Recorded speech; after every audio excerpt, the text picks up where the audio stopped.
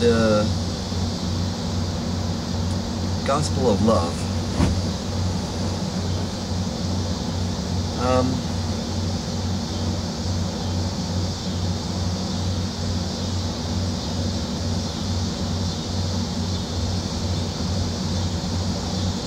When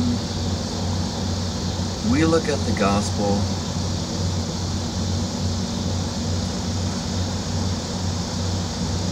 and I don't mean to insult anybody, but a lot of people don't know what that means in practicality. But when somebody's trying to tell you the good news about Jesus,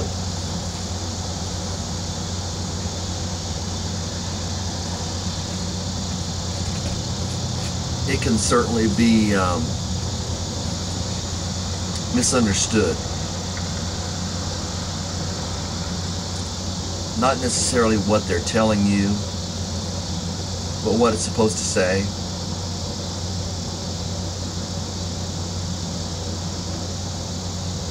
The gospel, or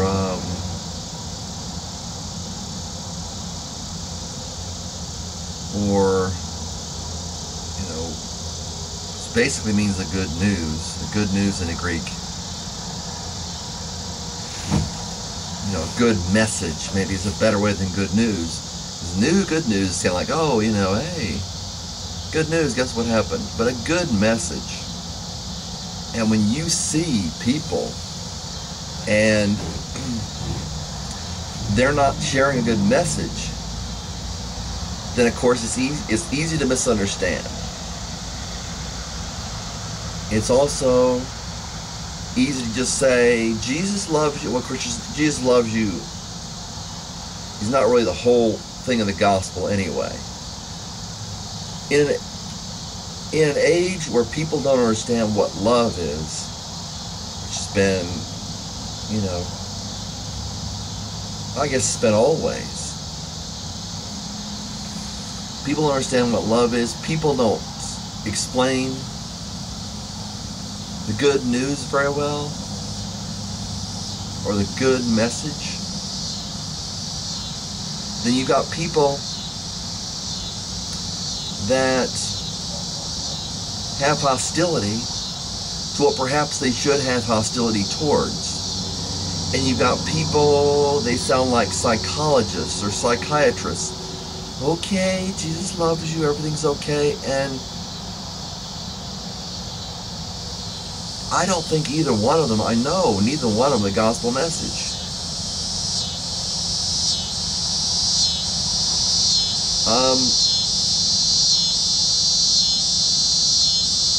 It can be spoken briefly, it can be spoken at length. The main idea is not so much that there's a certain message that is written in stone. It comes from what the person's saying to you. And I know many people don't even know what the good message is. Well, go to church. Jesus saved you. I mean, it certainly just simply doesn't suffice.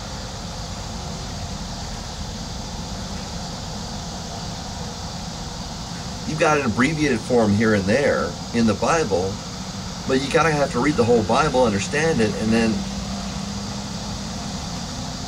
I believe a lot of people don't understand it regardless.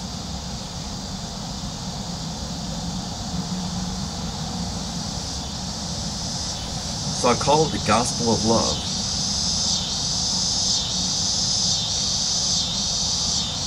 Maybe to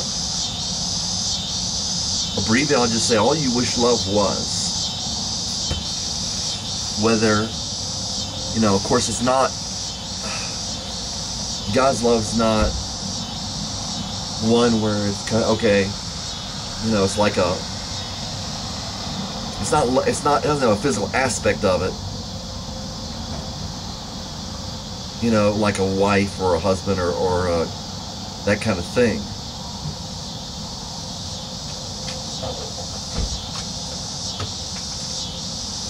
And in a sense, you know, physically, I guess God's not here. So it lacks that aspect. But with regard to everything else you wish it was, I mean, I've sung that song, Once in a Lifetime Love. I don't know if that really affected anybody like it did me when I first heard it, when I was about 15 or something. I was interested in Christianity, but it hadn't affected me yet. And still, after I became a Christian, I didn't know what it meant.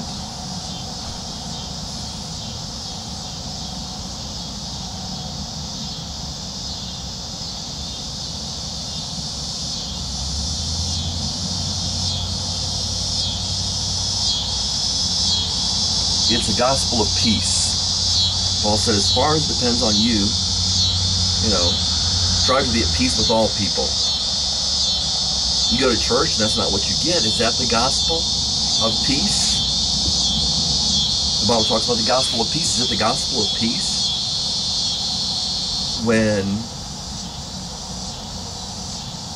people are bickering, is that peace? It's not peace and it's not love. So you go to church, you don't get it. Which is exactly the way it was in the beginning, exactly the way it was intended. It wasn't supposed to be you go somewhere and you get what God supposedly has.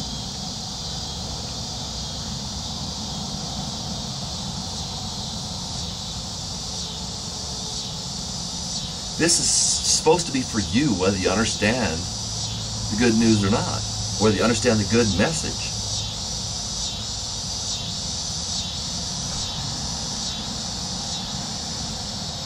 I mean, it's good for you. But as I've said before, if the way is narrow and few people find it, and it takes a while, and I believe it takes a while to understand what you found, then of course you've got people, the majority of people don't know what they're talking about. Believe me, they don't know. And you know, I'm doing this for you. I enjoy doing it, but I'm doing it for you.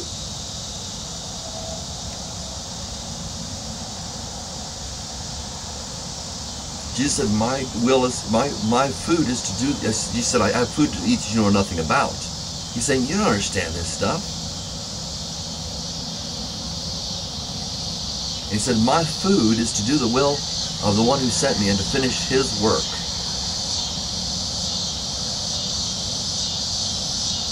There is a message of peace out there that I'm not criticizing Oprah because I think she's in the same boat as just all of us, but that Oprah doesn't have, that your local preacher, I mean, I got a church right over here, they don't have.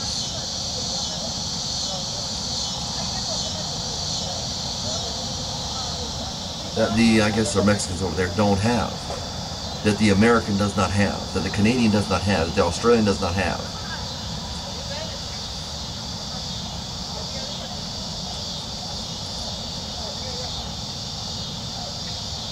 Until you're willing to open yourself up to God and say, I don't know, like I did, you're going to be in the same position, you're going to be in the same situation. You look, you know, I've heard it mentioned before, you look at how many people are on Prozac and whatever. I don't even know all the drugs that they're on, but Prozac and whatever. And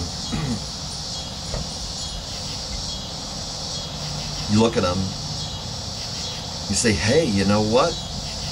America's depressed. England's depressed. Australia's depressed. Whoever else, you know, India, whoever else could understand English, hear me, your people are depressed at least in a lot of countries.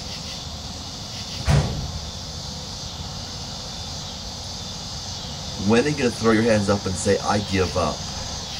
You got what it says in Ecclesiastes. It's a time to search and a time to give up. It's fine to search. I recommend searching. But when are you going to give up and say, I just don't know?